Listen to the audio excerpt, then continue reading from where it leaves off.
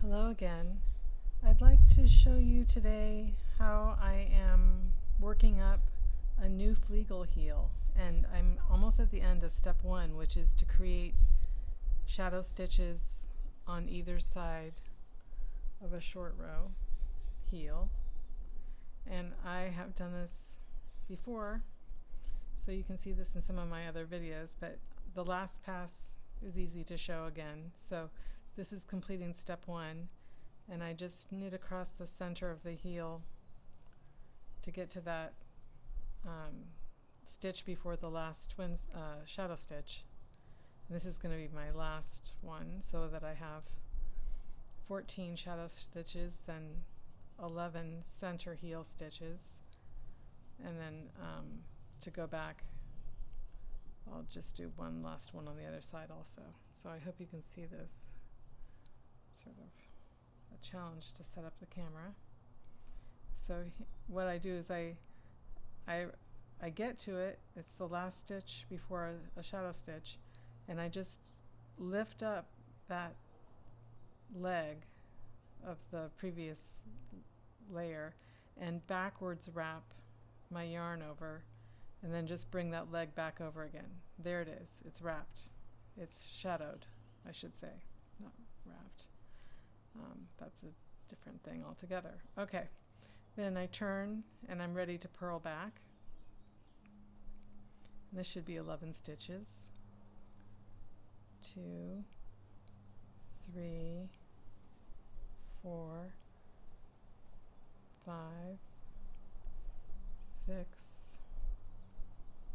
7, whoops, that's split, 7, 8, 9, 10, 11, and there's the stitch I want to make a shadow. So I'm going to turn, because I like to do all my shadow stitches on the right side, and here I'll do exactly the same thing in reverse. I'll look at the closest leg on the previous row, get my needle in there, lift it up, put it up over the edge of the right needle, and then forward wrap my working yarn over, then bring that leg back down. And there it is, shadowed. Okay, so that's the end of step 1. I have all my shadow stitches ready. I have my center stitches. I'm sorry, there's a puppy next door barking, but this is my only time to do this. So I'll keep going. Step 2, knit across your center stitches.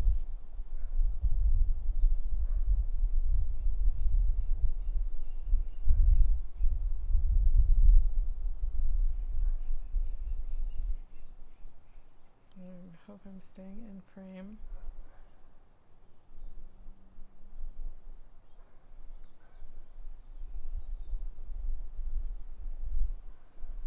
And when you get to the shadow stitches, all in one row, you're going to increase them all.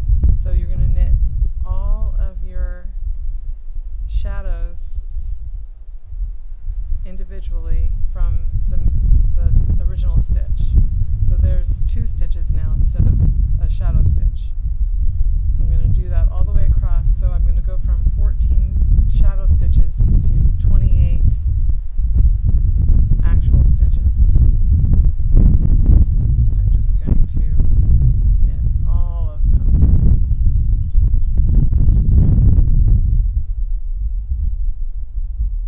We've got some wind. I'm not sure how that's going to sound. It's actually a lovely day here, except for a little windy.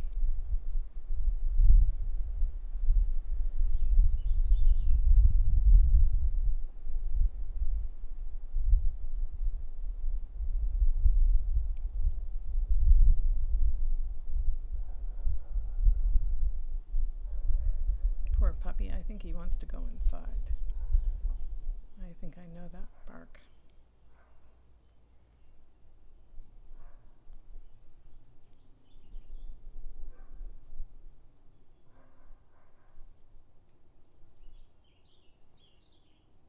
Getting getting close to the corner here.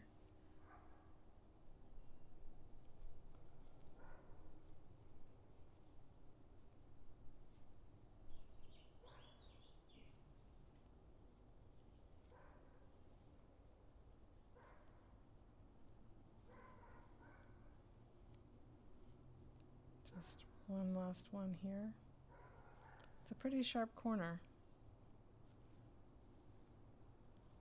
There we go. So all of those are increased. Now I'm going to go across the instep and I'm going to knit according to my ongoing pattern, which happens to be a color loop right here in green.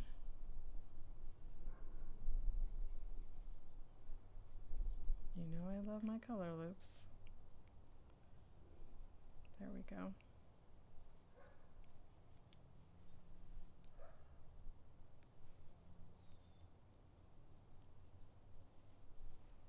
Am I still on screen? It may not be. I apologize if this goes in and out. I'm not looking through the viewer.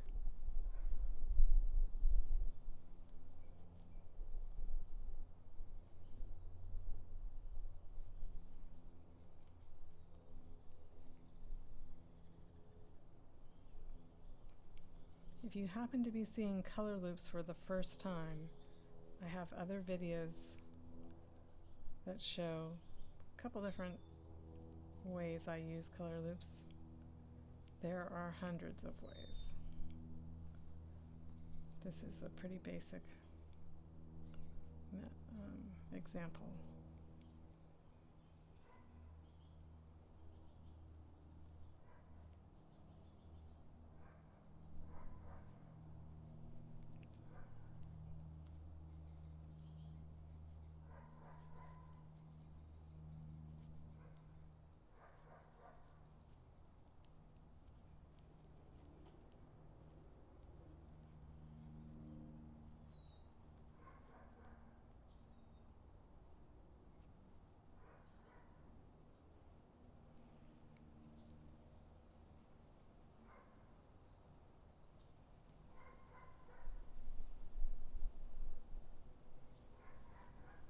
And then to complete the round, I'm approaching the shadow stitches and I'm going to knit all of them individually as well to go from 14 to 28 stitches.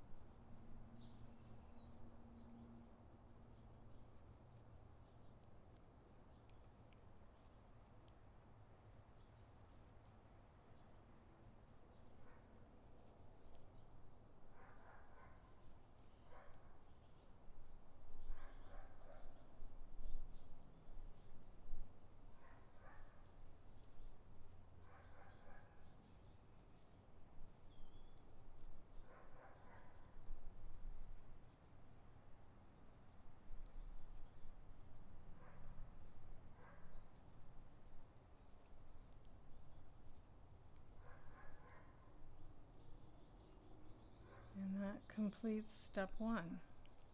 Okay, so now we're going to move on to step 3, and I'm going to knit 11 stitches and then 27 stitches and start making my decreases.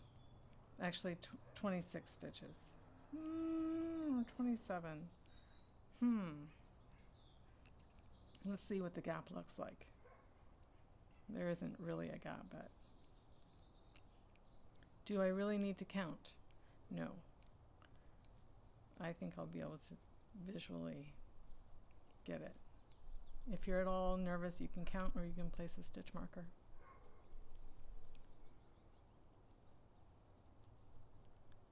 You do want to do the reverse on the corresponding spot on the other side though, so I mean, it's probably better safe than sorry to know what you're doing. So you see that was the first twin stitch. That is a straight individual column there, so 1, 2, 3, 4, 5, 6, 7, 8, 9,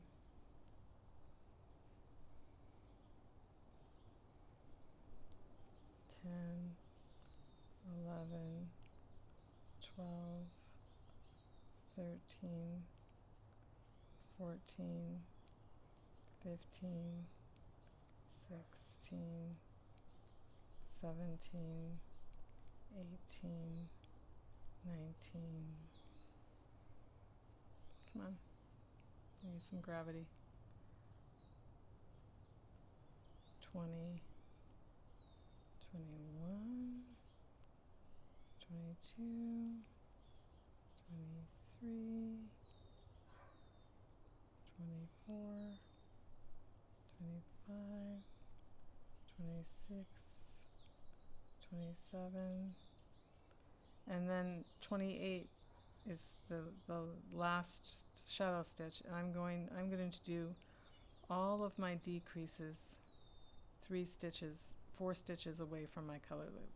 So I'm just going to knit these two together.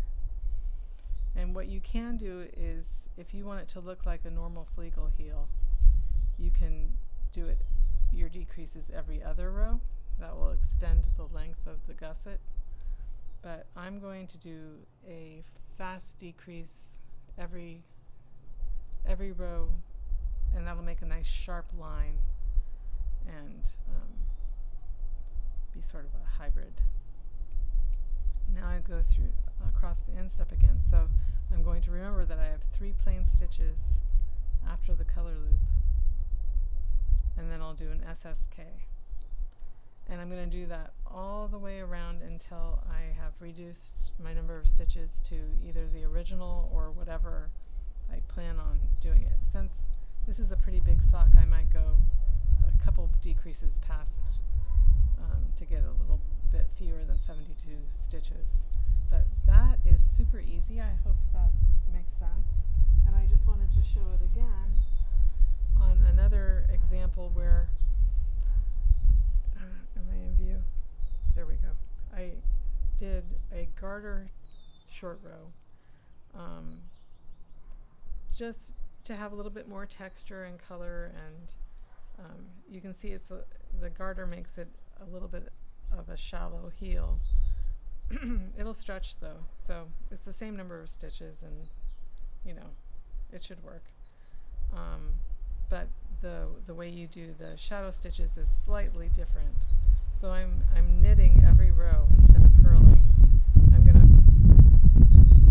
give one more shadow stitch, and because this is a purl stitch, what I do is I bring my yarn to the other side, turn, and it's a little bit tricky because it's that knit stitch is hiding underneath that previous row, but I'm going to pick up that leg just like you would in stockinette, only it's on this side instead.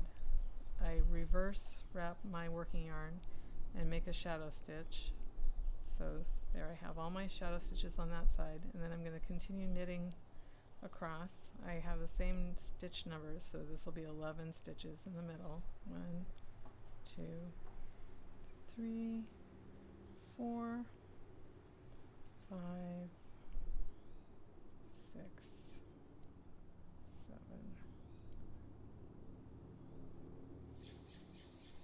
8, 9, 10, 11, and my last shadow stitch is going to be on this. I have to do the same thing. Garter stitch is really fun. You just do the same thing every row. Bring your yarn forward, turn, find that leg, bring it up over the needle. This time I'm wrapping knitwise and just shadowing that stitch. Now I'm done. I'm going to knit across.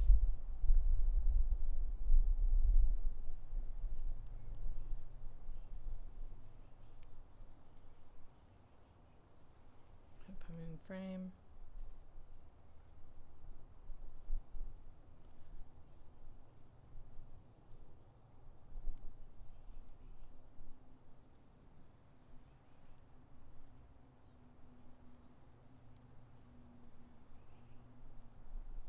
And I'm going to knit all of these individually now.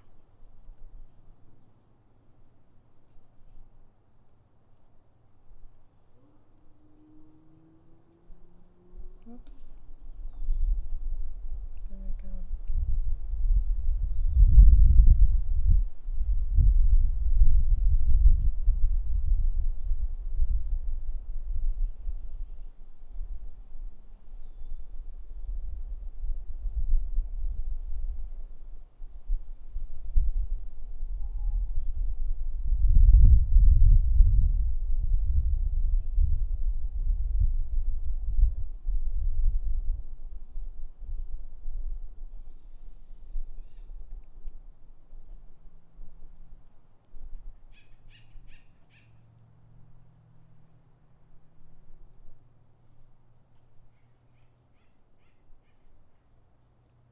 You can see the color changing.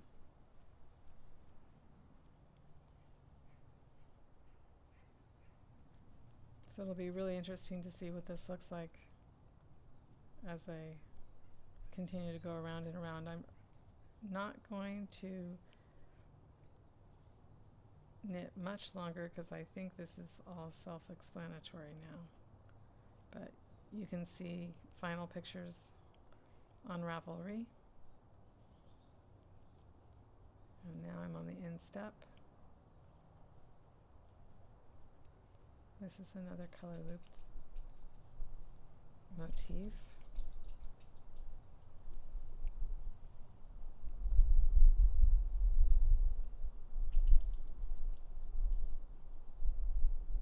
I'm going to bring my yarn forward because this is actually a little tangled up here. I haven't worked on this sock for a while, so I'm going to purl that color loop. And then I'm going to purl this stitch, and then I'm going to purl this color loop. It's a little fiddly. And then I'm going to purl this stitch, which happens to be a color loop, and then purl this one. Whoops, I want my yarn on top. There we go. Now I'm going to purl all the way across to the next. There we go. I hope you can see this.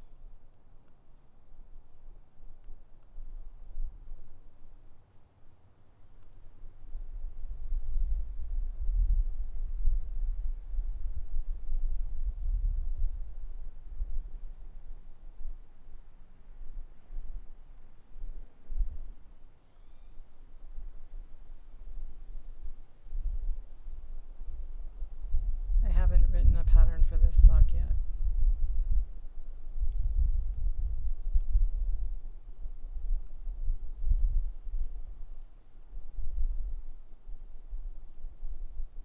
But it's basically diagonal purled color loops, which I think adds some fun texture.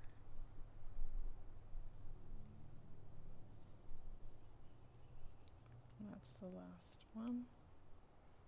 So now I put my yarn back and start knitting.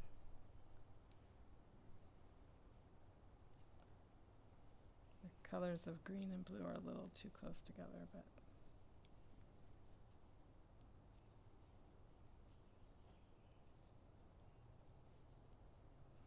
so with that, this motif being a mixture of knits and purls, it sort of is fun that the heel is going to be a mixture of garter and stockinette. So that adds another texture and color dimension. Okay, here we are. We made it across the instep. Now I'm going to knit all of these shadow stitches individually, just like on the other sock. Oops, I split that yarn.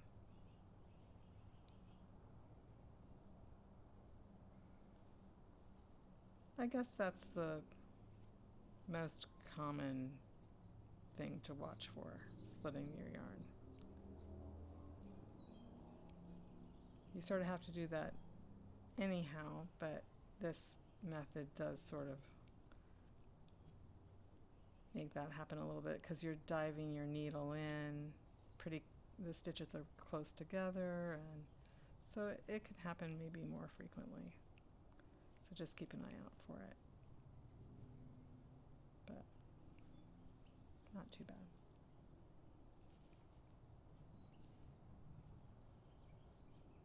My end screen, I have no idea. Got a little fiber in there.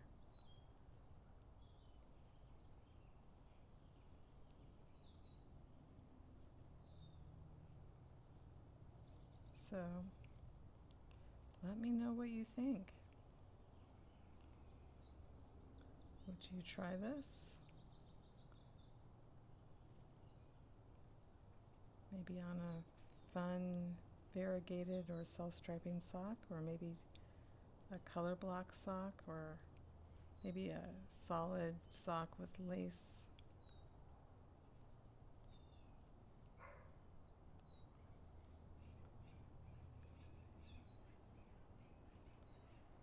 I think it's faster than other methods if you take into consideration that you're making all those increases all in one row. So that's pretty fun. I just did one row and I increased 28 stitches. So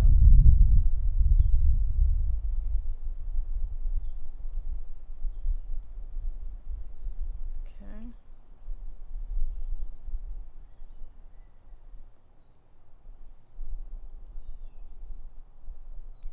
You can see the transition between the garter and the stockinette.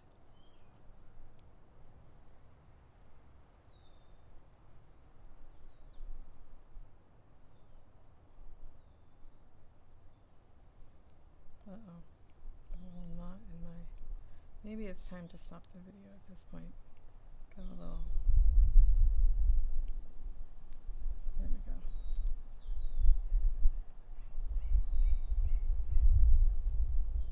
Well, since I didn't show the SSK on the other sock, maybe I'll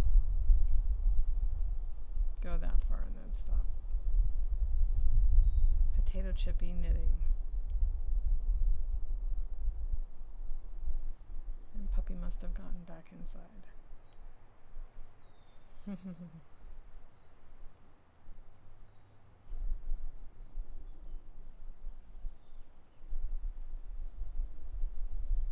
Oops, did I forget to do my... Oh, this one's easy because I just go to the end of the garter. That's pretty cool. I've spaced out there, so I'm going to do... I'm going to clean up this stitch right there. It looks like I didn't get this strand all the way over. There we go. Looks like that makes a nice knit 2 together. There we go. And then 1, 2, 3, 4, 5, 6, 7. Okay, I gotta remember that's 7.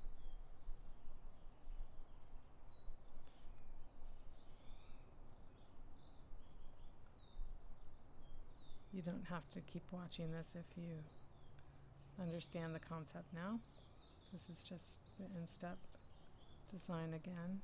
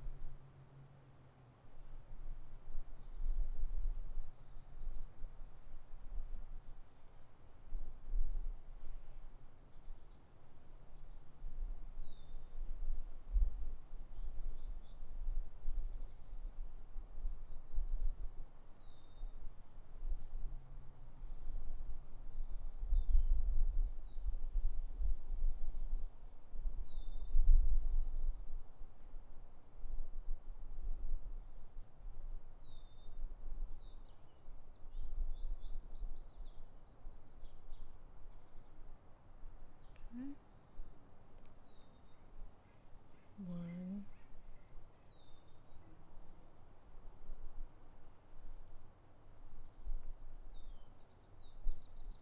2, 3, 4, 5, 6, 7. Now I'm going to do an SSK. 1, slip, slip, knit. There we go. I'm just going to repeat that all the way around.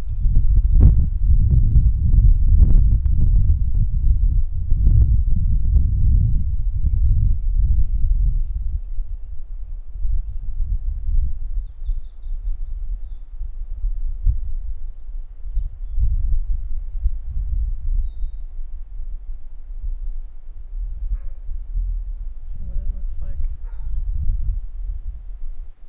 Oh, puppy's still out. Okay.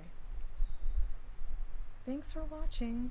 I hope you like this new version of a Fleegle heel, and I hope it makes sense. Let me know if you have any questions. Let me know how it goes if you try it. And thanks for watching. Okay, bye-bye.